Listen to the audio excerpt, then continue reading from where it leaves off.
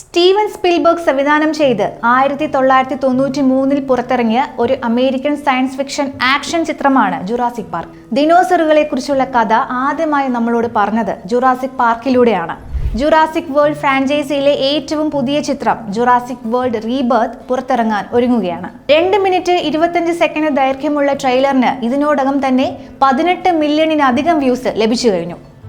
Godzilla അടക്കമുള്ള ചിത്രങ്ങളിലൂടെ ശ്രദ്ധ നേടിയ ഗാരത്ത് എഡ്വേർഡ്സ് ആണ് ഈ ചിത്രത്തിന്റെ സംവിധായകൻ.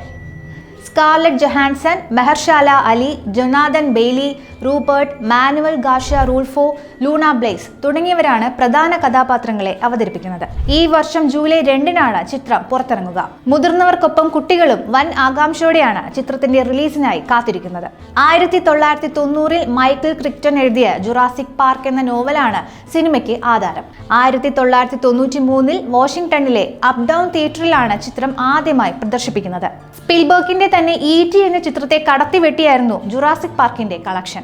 $914 മില്യൺ ആയിരുന്നു ചിത്രത്തിന് അന്ന് ലഭിച്ചത്.